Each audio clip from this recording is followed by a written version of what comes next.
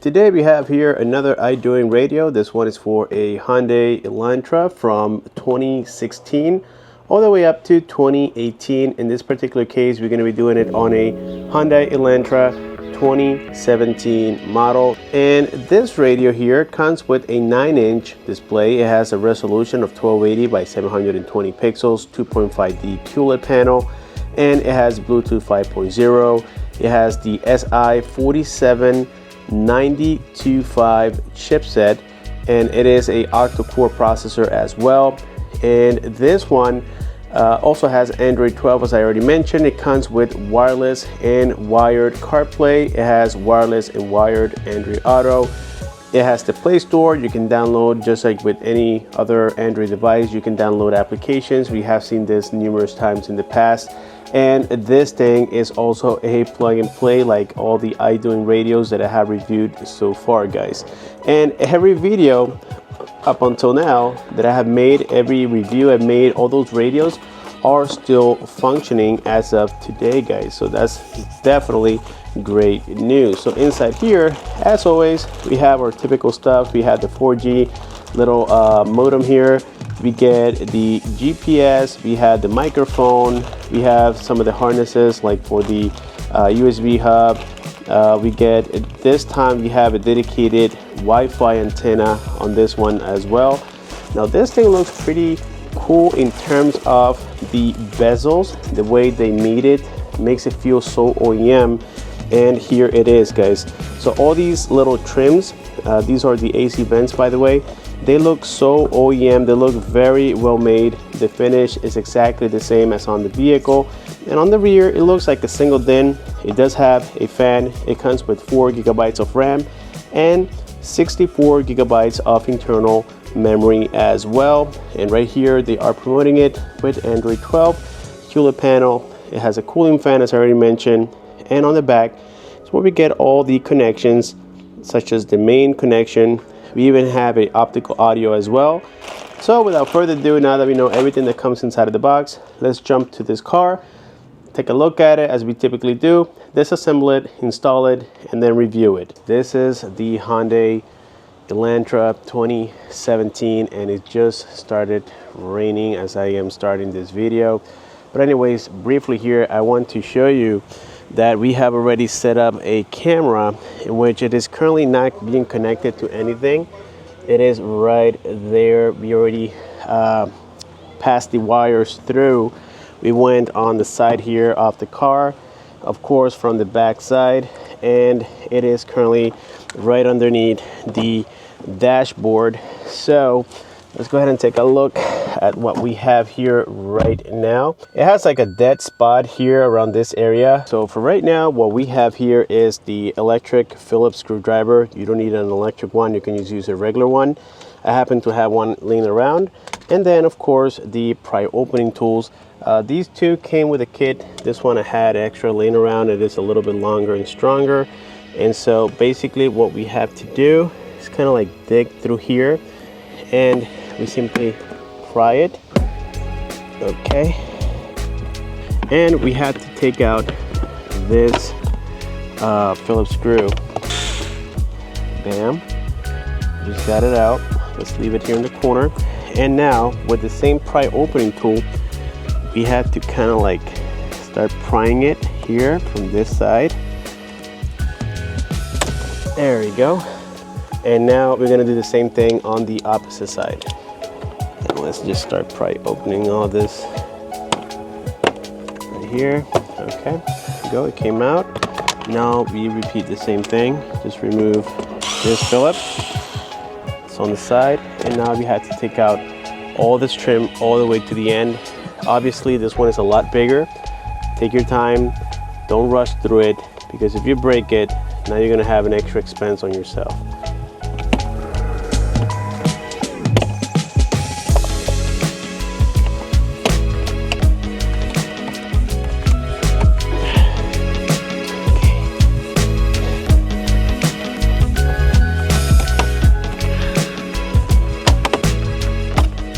Now we come to this side and we go ahead and pry here or pull let's pull this piece here.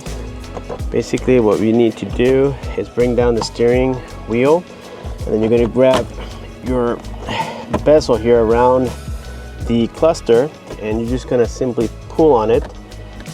You got to give it a nice little yank. There we go.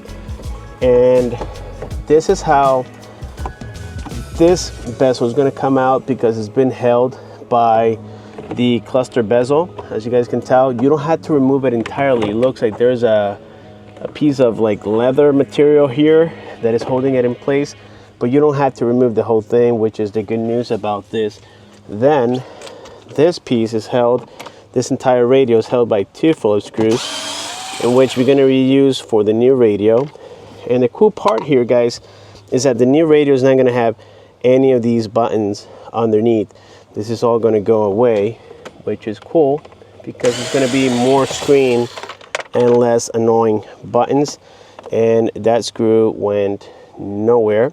So for right now, what we're going to do is just start pulling on it like so. And in this case, I'm not too terrified about the bezel, because we have a new bezel with a new radio.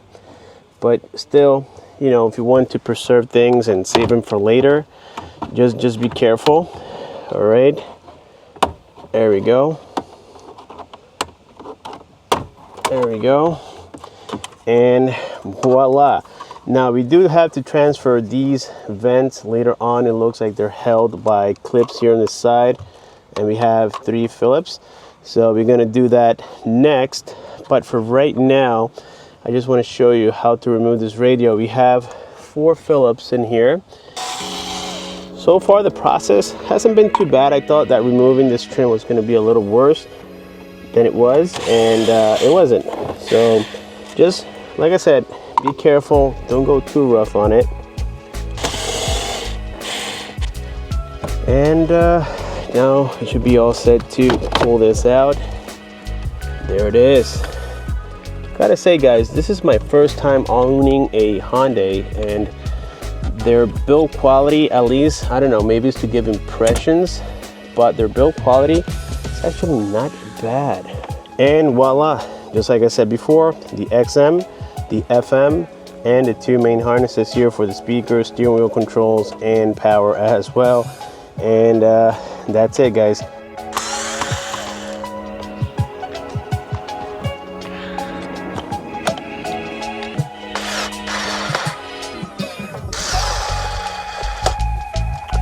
And voila, check this out, guys. All the vents are working perfectly well. Everything's nice and smooth. And the cool part also about this radio is that the clips are already on the bezel, so you don't have to transfer anything. This will clip right on to the dashboard here, which is super awesome as well. Well, guys, just so that I can show you, I haven't connected the FM antenna. In this vehicle, we don't need the adapter. There is an included adapter. That's for other trims. In this particular one, it's just going to connect directly from the factory into the radio, which is this right here. It came separately here, which was very convenient. It came separately with the USB hub, which ultimately connects here to the harnesses. It comes out of this side right here, and I was able to just plug it in to the radio directly, so I'm not going to be using any of the ones that came included. But it also comes with a conversion, so certain models, if you guys need this, you can simply plug it in, and then you plug in the one that goes into the radio, which is this one. Okay, it is basically the same thing as we have it here. You will plug this in here like this, and then you connect it into the one that belongs to the USB port, and then this will get connected to the vehicle. In this case, like I said, we don't need it. The next one we have here is the GPS. The GPS antenna, I put it right behind here on top of this particular plastic. It has a double adhesive. Just remove that film and then put it right on top. It is around this area, which is ideal, and I connected it to the corresponding connector, which is the one that says GPS on here. Now the only one I didn't use was the 4G modem. I did connect the Wi-Fi antenna. It came inside of the bag, don't forget it. You can use either port, it doesn't really matter. And finally we got here the main harness, guys. Now there is the one that has the reverse camera connected, which is the one that I told you guys before, and also this one is for the microphone. Okay, it goes right in between the USB and the reverse camera. It's right in between, you can't miss it. That's because I ran a new microphone for this vehicle and it's right there. Besides that, guys, we're all set. All we had to do is connect the FM antenna before putting everything in.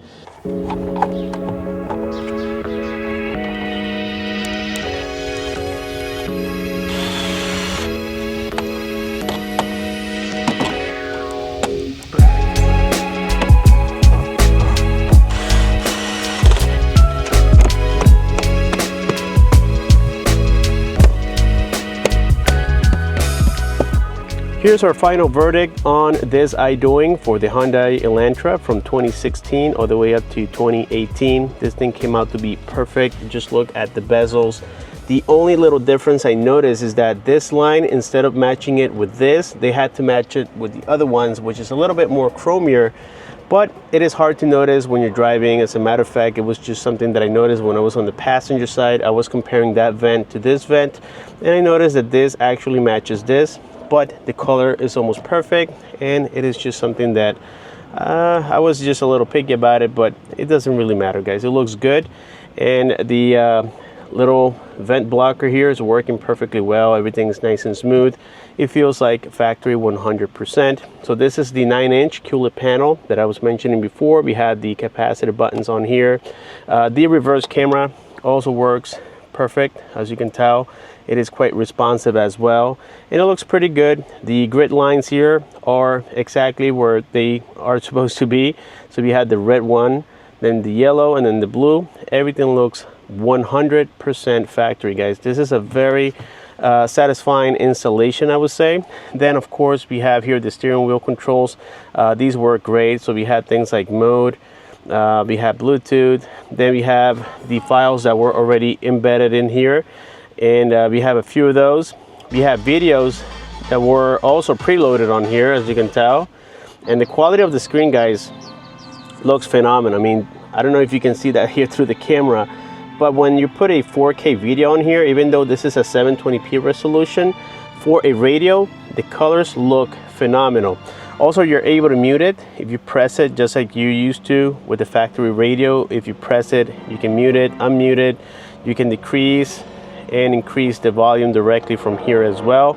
And you even have a Google search. So this, when you press it, it triggers Google search. So let's say you have a 4G connection on here, or even a hotspot connected to the radio, you can actually search for stuff. So that's pretty nice as well. It is completely independent, guys.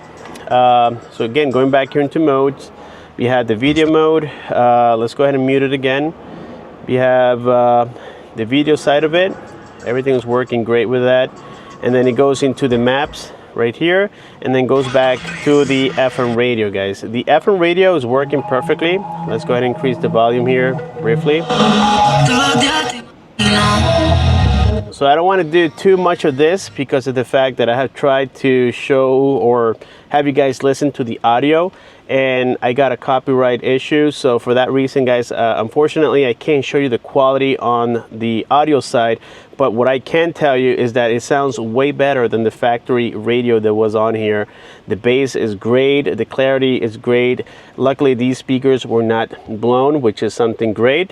And now something I had to do on the rear side was modify the way that the wires for the USB hub came from that harness. The part that connected to the radio for the USB hub to work, the wires were not correct. So inside of those little wire tips, there's like a little clip that you press in, they come right off. So I took all of them off that little socket, and then I rerouted them the correct way, and that's how I got the USB port to work. So if I connect my iPhone, you can see that it starts charging, and I'm using the factory hub, so I didn't have to use any of the USB cables that came with the radio, which again makes it look more OEM.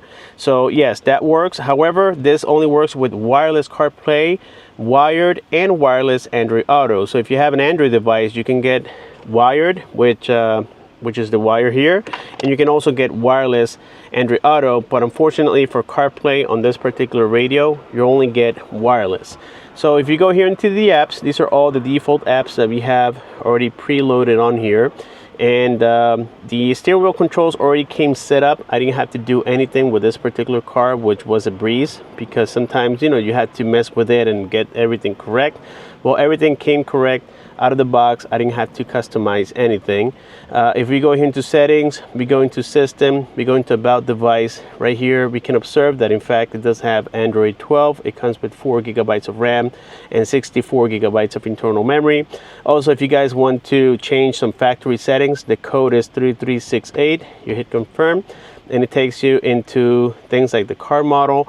You don't want to mess with this. This is for the CAN bus system. Now Idoing advised me that for this particular vehicle, I do not need a CAN bus. I still use that CAN bus system and it's working fine, but the car model is already preset for you. So in this case, it is called XP Simple, Hyundai Kia, car model all, and then for the CAN bus or CAN box, it says low. Okay, that means lower trim, the more economical trim.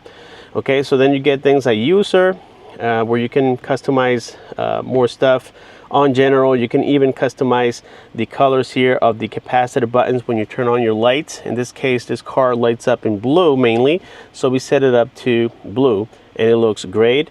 Let's see, you can also have the fan always on, depending on the temperature that you're driving. If it's summertime, I will keep it always on, but in this case I have it on auto mode. I guess it turns on when it needs to. The last thing I want to show you here is the CarLink. The CarLink works very well. Right now I am connected via Bluetooth, and as you guys can tell, everything looks pretty darn good. I don't know why on these radios CarPlay looks so great, guys. I mean, I'm gonna try to get closer here a little bit, but you can see the quality on there. It looks phenomenal. So we had things here like, you know, Uber driver. I wanted to do Uber, but I never really got into it. But anyways, that all works. You got maps, you have your own music, and the list goes on, guys. Everything is working perfectly well when it comes to the CarPlay. No issues whatsoever. And by the way, guys, by the time I probably edit this, it's going to be New Year's, but today is the 31st. It is New Year's Eve. I want to say thank you very much for supporting the channel. Thank you for everything you guys did for me in 2024. Without you guys, I don't have a channel, so you guys are very important, and feedback is always nice to get so that I can continue improving. Besides that, guys, happy new year. I hope 2025 brings the best to you. Thank you for watching. Subscribe, comment, and share. Click on the bell icon so that you don't miss future videos like this, and I will see you guys on my next one.